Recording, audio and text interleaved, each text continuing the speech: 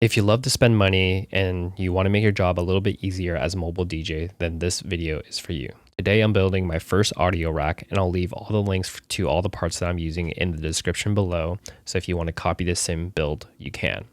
Before we get started, you'll need these items: a Phillips screwdriver, heavy-duty Velcro, and zip ties.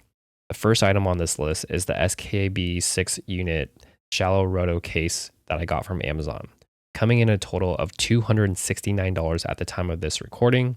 The load capacity is 150 pounds, but we won't be nowhere near that. This whole case will be about 40 pounds in total weight. One thing to know is that the width of all rack mountable equipment is 19 inches. I think that's the standard from what I understand. So keep that in mind when you want to swap out different pieces of equipment used in this video. This specific rack is really shallow, and it is 10.7 inches deep from the front rail to the rear. Next, we have the Shure SLX D4, my favorite mic to date. You can get this dual channel receiver for $1,519 or the single channel receiver $769 on Amazon at the time of this recording. I have two of the single receivers here. There are two types of mics you can get, and I opted in for the B58 from Shure. If you get the two single channel receivers, make sure to get the brackets to connect two receivers together. I got this part on Amazon for $28.50. If you decide to go with the two single receivers, then you're going to need the mounting plates, one on top and one on bottom to connect it to, and then you have two side plates to connect it to the audio rack. Next, I have the Shure UA440 front mount antenna kit. This comes in at $135 on Amazon, and this will be used to help extend the antennas to the edge of the audio rack to get a better signal. Now, I've seen some people use this in the front of their rack, but for me, I'm going to be using it on the back side of the rack. Once you're done putting it all together, this is what it should look like, and you want to connect them to the back of the mic receivers. And here's another view.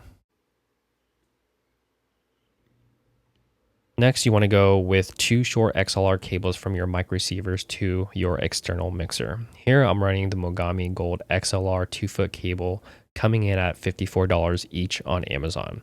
You can definitely go with a cheaper option, but I just prefer to use Mogami, and I've never had an issue with them. Let me know in the comments below what you think, and if there's a better option out there for XLR cables or just cables in general. Next, I'm running the Furman M8X Merit X Series power conditioner and surge protector with 8 outlets. It also has a voltmeter and make sure that I have clean power coming in to power all of my equipment. This is currently sitting at $227 on Amazon. Here's another look with it installed.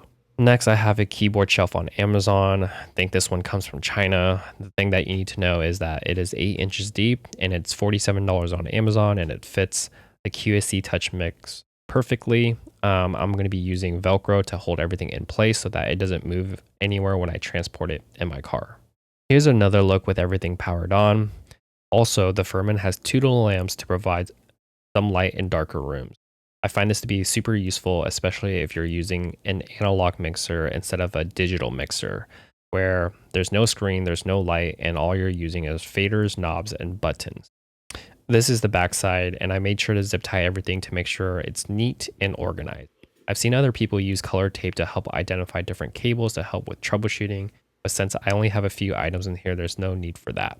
I also have the power bricks mounted on the side of the walls with Velcro to help keep things out of the way. If you find this video helpful at all, make sure to like, subscribe. I'll see you in the next one. Thanks.